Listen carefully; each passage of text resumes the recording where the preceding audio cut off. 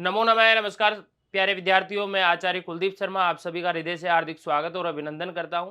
प्यारे विद्यार्थियों, आज हम पढ़ने जा रहे हैं कक्षा 12वीं का संस्कृत का अध्याय फर्स्ट जीवन संदेश, और जिसका हम आज की कक्षा के अंतर्गत भाग फर्स्ट को हम जानेंगे। प्यारे विद्यार्थियों, इसमें हमारे जीवन के विषय में बताया गया है। जीवन के लिए एक महत्वपूर्ण जो है संदेश दिए गए हैं। हमारे जीवन में जिस प्रकार हमें आचरण करना चाहिए, हमारा व्यवहार किस प्रकार होना चाहिए, ये जो हमारे शास्त्र, पुराण, महाभारत, रामायण इत्यादियों में जो बताए गए हैं, उन्हीं के विषय में हम आज की कक्षा के अंतर्गत जानेंगे। तो प्रारंभ करते हैं अध्याय फर्स्ट को, जीवन संदेश। कहा गया है मानव प्राणीषु श्रेष्ठ है। मानव प्राणियों में, जो भी प्राणी जगत में जिनमें है, उनमें सबसे श्रेष्ठ मानव को माना जाता है। मानवेषु अपि ते एव धन्या ये सदाचारेण जीवनम यापयन्ति। मानवों में भी वही धन्य है जो सदाचरेण, सत प्लस आचरण, सदाचारेण यानी अच्छा आचरण से अपना जीवन यापन करते हैं। यत आचरण है अथवा सततम आचरण है एवं सदाचार है, यानी जो आचरण है, यानी जो आचरण है, और जो सताम आचरण है, जो सज्जनों का आचरण है, वही सदाचार है, भवती वही सदाचार है।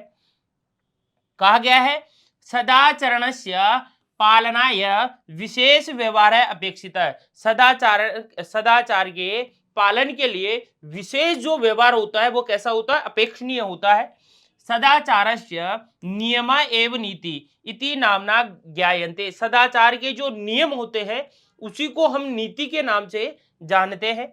नीति पूर्वकम आचरण अस्माकम जीवनम सुखमय भवति। नीति पूर्वक आचरण से जो हमारा जीवन है वो कैसा हो जाता है, सुखमय होता है।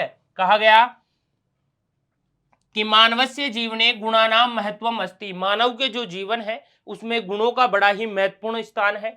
अस्माकम भोजनम शुद्धम भवेत। हमारा भोजन कैसा होना चाहिए, शुद्ध होना चाहिए, क्योंकि कहा भी जाता है जैसा खाओगे अन्न वैसा होगा मन। शुद्ध भोजनेन मन है शुद्धम भवति। शुद्ध भोजन के द्वारा मन कैसा होगा, शुद्ध होता है। क्रोधस्य भावना साम्यति। और क्रोध की जो भावना है वो कैसी होती है, शांत होती है। वयम सुमधुरम वाणी बदेव। हमें कैसी वाणी बोलनी चाहिए, अच्छी मधुर वाणी बोलनी चाहिए, क्योंकि कहा भी जाता है कि वाणी बोलो तो ऐसी बोलो जिससे सभी प्रसन्न हो जाए, है ना। ऐसी वाणी मत बोलो कि जिससे किसी दूसरे को बुरा लगे। तो वाणी कैसी बोलनी चाहिए, अच्छी, ठीक है। अतिथि आदरम कुर्याम। अतिथियों का आदर, क्योंकि हमारे यहाँ तो अतिथि देवो भव माना जाता है, तो अतिथियों का आदर करना चाहिए। शस्त्राणाम अध्ययनम। और जो हमारे जो शास्त्र है, शास्त्रों का क्या करना चाहिए, अध्ययन करना चाहिए। शास्त्राणाम अध्ययनम कुर्याम। संतोषम धार्यम। और हमेशा संतोष का धारण करना चाहिए, क्योंकि संतोष है सर्वदा सुखी। संतोषी जो प्राणी होता है वो ही सुखमय होता है। धनम प्रति लुब्धवा भूतवा पाप न आचरेम। धन के प्रति लोभी होकर पाप का आचरण हमें नहीं करना चाहिए। इत्येव अस्माकम वेदादि ग्रंथा नाम उपदेश है। हमारी जो वेद आदि जो ग्रंथ है उनमें यह उपदेशित है। कहा गया है आगे, प्रथमम तावत इमाम श्लोकान ध्यायेन पठामः। सबसे पहले हम इन जो श्लोक है इनको ध्यान से पढ़ते हैं, जो इसमें श्लोक दिए गए हैं। पहला श्लोक आता है, पूजितम ह्यष्टनम नित्यम बलम बल ऊर्जम च यच्छति अपूजितम तु तद भुक्तम उभयम नासेत इदम। कहते हैं ये जो श्लोक है ये आपके लिए बताया गया है कि कैसा भोजन उचित है, और कैसा भोजन, भोजन सब करते हैं, लेकिन जो अच्छा, जो हमें बल और ऊर्जा प्रदान करे वो कौन सा भोजन है, और जो हमारे नाश करे वो कौन सा भोजन है। सबसे पहले इसके शब्दार्थों को देखते हैं। पूजितम यानी आया है सम्मानित या आदर पूर्वक ग्रहण किया गया। असनम यानी भोजन। नित्यम यानी सदा। बलम यानी ताकत। यच्छति मतलब देता है। ऊर्जम यानी शक्ति को। उभयम मतलब दोनों। अपूजितम मतलब अनादर। इसका यदि पदच्छेद करें, इसके टुकड़े करके कैसे बोलेंगे, तो पदच्छेद है इसका, पूजितम ही असनम नित्यम बलम ऊर्जम च यच्छति अपूजितम तु तद भुक्तम उभयम नासेद इदम। इसका अन्वय है एक सुव्यवस्थित रूप से श्लोक को, जिसका एक अर्थ अच्छे से आ जाए उस तरीके से व्यवस्थित करना होता है। कहा गया है पूजितम ही असनम नित्यम बलम ऊर्जम च यच्छति। कहते हैं कि यदि सम्मान पूर्वक किया गया जो भोजन है वो हमेशा बल और ऊर्जा प्रदान करता है। यदि किसी कोई सा भी भोजन हो, चाहे आप रूखा सूखा कैसा भी खाओ, लेकिन यदि उसको सम्मान पूर्वक खा रहे हो, उसको पूजकर यदि आप खा रहे हो, मन से यदि उसको खा रहे हो, तो वो भोजन कैसा करेगा, आपको बल और ऊर्जा प्रदान करेगा। और आपके समक्ष यदि 56 भोग भी रख दे और यदि आप सम्मान पूर्वक उसको नहीं खा रहे हो, बड़े खिन्न मन से उसको खा रहे हो, तो वो आपको बल और ऊर्जा प्रदान नहीं करेगा।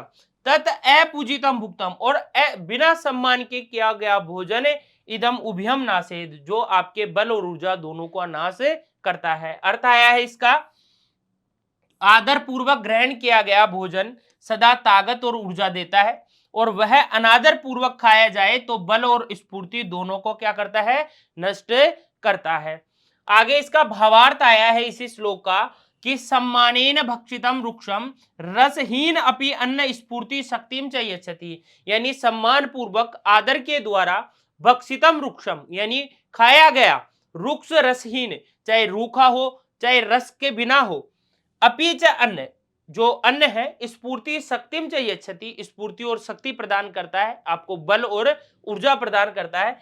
किंतु अनादरेण खादितम भोजनम, और यदि अनादर पूर्वक जो खाया गया भोजन है शरीरस्य बलम वीर्यम च नश्यति, शरीर के बल और वीर्य दोनों का क्या करता है, वो नाश करता है।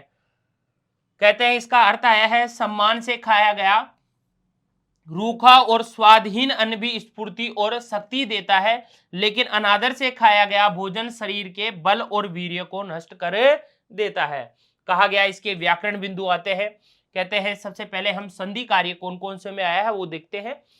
यस्नम, ही प्लस असनम, देखो ही में ई है और आगे ए है, ई के बाद कोई भी असमान स्वर वर्ण आ रहा है तो भाई ई के बाद आ रहा है ना, असमान है, तो ई के स्थान पर क्या हो जाएगा, यह, और यह कौन सी संधि होगी, यण संधि का कार्य होता है। यण संधि में देखो क्या होता है, ई को तो यह हो जाता है यह,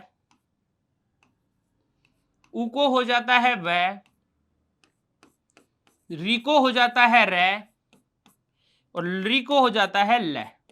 लेकिन शर्त क्या रखते हैं कि कोई भी असमान स्वर हो, बाद में असमान स्वर होने पर ही यह होता है। यदि समान स्वर आ गए तो दीर्घ संधि में चला जाता है, ई उ रील री के स्थान पर यह वरल हो जाता है। तद भुक्तम उभयम, तत् प्लस भुक्तम उभयम, ठीक है, तय, तय को क्या हो गया, द हो गया, और यहां जसत्व संधि का कार्य हुआ है जो आता है व्यंजन संधि के अंतर्गत, झलाम जो सो अंत्य सूत्र के द्वारा। फिर आता है नासेद इदम, नासेत प्लस इदम, देखो तय के बाद ई आ रहा है ना, तो तय को क्या हो जाएगा, द हो जाएगा, और यह भी जसत्व संधि का कार्य होगा और व्यंजन संधि के अंतर्गत आता है। जसत्व संधि कौन से आती है, व्यंजन संधि के अंतर्गत ही आती है ये। फिर आता है संयोग कार्यम, सिर्फ संयोग, सिर्फ मिला है, भुक्तम उभयम, देखो भुक्तम प्लस उभयम, तो उ में उ मिल गया, सिर्फ संयोग हुआ, कोई संधि वगैरह नहीं हुई। बलम ऊर्जम, बलम प्लस ऊर्जम, में उ जुड़ गया, सिर्फ बलम ऊर्जम बना है। फिर आया विपरीतार्थक शब्द, पूजितम का अपूजितम, यानी विपरीत मतलब हो गया विलोम शब्द, पूजा हुआ और बिना सम्मान के अपूजित, असनम और अनसनम, भुक्तम अभुक्तम, यानी जो खाना और बिना खाए हुए, यच्छति नाश्यति, यानी जो अच्छा दे और जो नाश करे।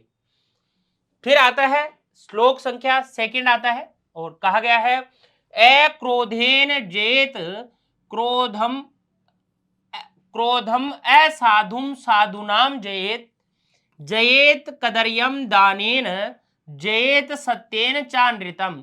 यहां आपको इस श्लोक के अंतर्गत बताया गया है किससे किस प्रकार जीता जाता है, क्रोध को किससे जीता जाता है, साधु को, जो असाधु है उसको कैसे जीता जाता है, जो यानी कंजूस पुरुष होता है, कंजूस व्यक्ति होता है, उसको कैसे जीता जाता है, और असत्य को कैसे जीता जाता है। शब्दार्थ देखते हैं सबसे पहले। जयेत मतलब जीतना चाहिए, किस प्रकार जीतना चाहिए। साधु मतलब होता है सज्जन से, असाधु मतलब होता है दुर्जन को, कदरियम मतलब होता है कंजूस, अनृतम होता है झूठ, और ऊर्जम यानी शक्ति।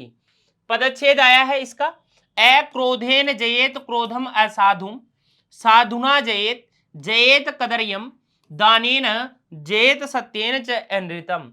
अन्वय आया है इसका कि क्रोधम अक्रोधेन जयेत, यानी क्रोध को किससे जीता जा सकता है, जीतना चाहिए अक्रोधेन, मतलब शांत रहकर आप क्रोध को जीतते हैं। असाधुम साधुना जयेत, जो असाधु मतलब जो दुर्जन होता है उसको किस प्रकार साधुत्व से आप जीत सकते हैं, सज्जनता से आप उसको जीत सकते हैं। कदरियम दानेन जयेत, और कदरियम जो कंजूस होता है उसको दान आदि के द्वारा जीतना चाहिए।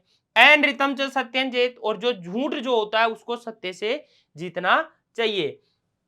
अर्थ आया क्रोध को शांति से जीतना चाहिए, दुर्जन पुरुष को सज्जनता से जीतना चाहिए, कंजूस को दान के द्वारा जीतना चाहिए, और झूठ को सत्य से जीतना चाहिए। अनृता आया है, इसका भावार्थ है कोपम शांत भावनाएं, कोप मतलब होता है क्रोध, क्रोध को शांत भाव से जीत सकते हैं।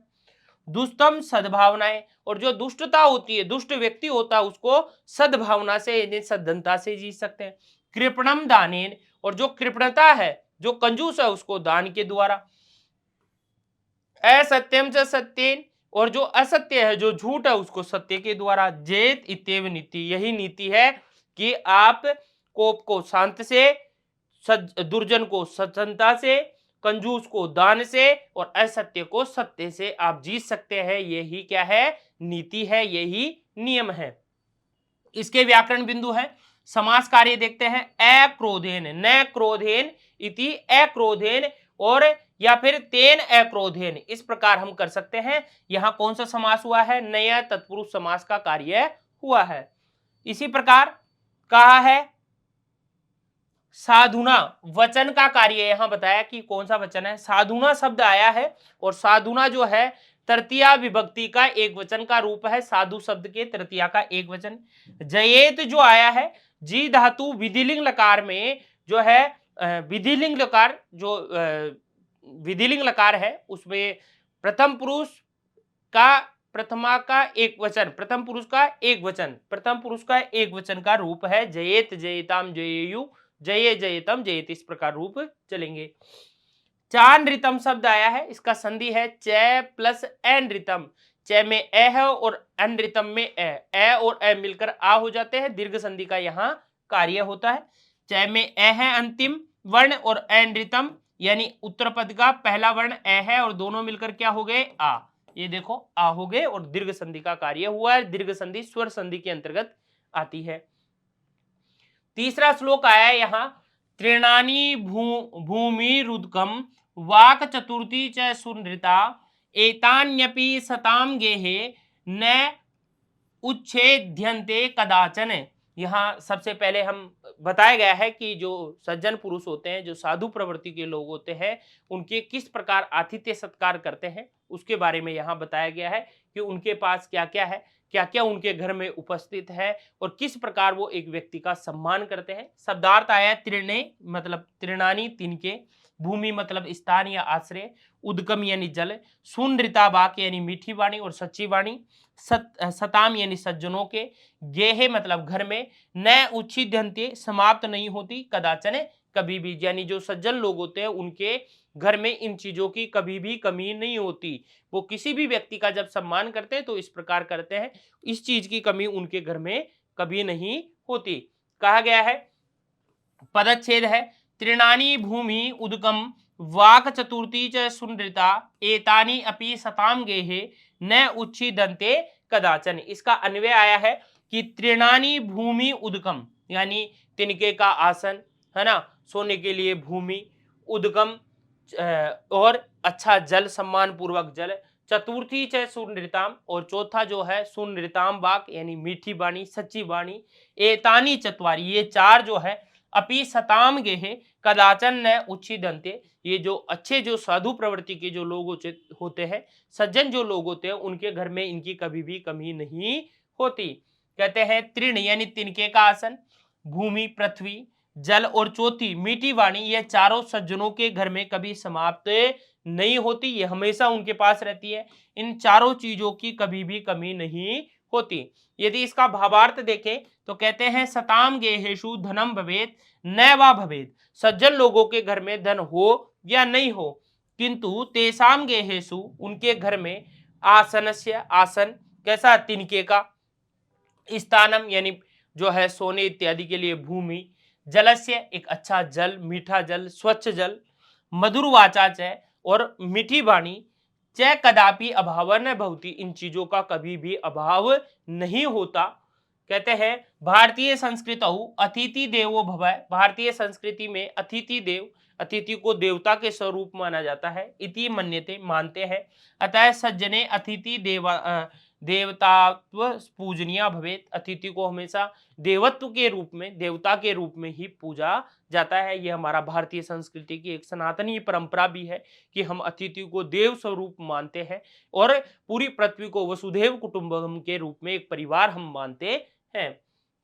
सज्जनों के घर में धन हो या नहीं हो, लेकिन उनके घर में आसन स्थान जल का और मधुर वाचन का कभी भी अभाव नहीं होता। भारतीय संस्कृति में अतिथि को देवता के समान मानो ऐसा माना जाता है, अतः सज्जन मनुष्य के द्वारा अतिथि देवता के समान पूजनीय है, ये बताया गया है। इसके यदि व्याकरण बिंदुओं को देखें तो तृणानी जो शब्द आया है वो तृण शब्द से नपुंसक लिंग का प्रथमा विभक्ति का बहुवचन है, प्रथमा विभक्ति का बहुवचन। वाक शब्द आया है और वाक शब्द स्त्रीलिंग का शब्द है और ये प्रथमा विभक्ति का एक वचन का ही रूप है। इसी प्रकार सताम जो शब्द आया है सत शब्द है और सत में षष्ठी विभक्ति का यदि बहुवचन करेंगे तो सताम रूप बनेगा। गेहे शब्द आया है और गेहे शब्द जो है सप्तमी विभक्ति का एक वचन है, गेहे शब्द सप्तमी विभक्ति का एक वचन है और यहाँ गेहेशु जो आया है ना, गेहेशु यानी यहाँ तो गेहे आया है तो गेहे सप्तमी का एक वचन है। एतानी शब्द आया है, ठीक है, एतानी देखो एतानी प्लस अपि इस प्रकार है ये, तो एतद शब्द का नपुंसक लिंग के प्रथमा विभक्ति का ये बहुवचन का रूप है।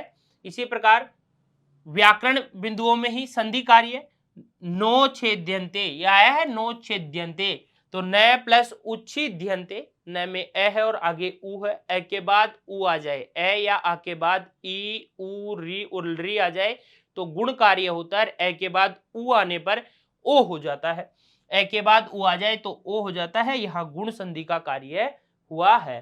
अव्यय आया है कदाचन, यहाँ जो आया है वो क्या है, यहाँ कदाचन जो शब्द आया है ये क्या है, अव्यय है, ठीक है। अव्यय क्या होते हैं कि जो सभी विभक्ति सभी वचनों और सभी पुरुषों में समान चले वो अव्यय होते हैं, यानी जिनको हम कहते हैं अविकारी शब्द। सुनृता का मतलब आया है अनृता, सुनृता मतलब होता है अच्छी, है ना, और अनृता मतलब बुरी, अच्छी सुनृता वाक अच्छी वाणी और अनृता वाक बुरी वाणी। सताम यानी सज्जन हो गया तो उसका विपरीत हो गया दुर्जनातम, विपरीत मतलब उसका विलोम शब्द है। पर्यायवाची में भूमि का पर्यायवाची आया है, यहाँ पृथ्वी अवनी मही धरा और वसुधा कहते हैं। वाणी का पर्यायवाची आया है वाक का वाणी, गेहे का पर्यायवाची है गृह और सताम का आया है सज्जना नाम। इस प्रकार यहाँ आपके आज ये जो पहला जो चैप्टर है अध्याय पहला है उसका भाग फर्स्ट के 3 श्लोकों को हमने जाना।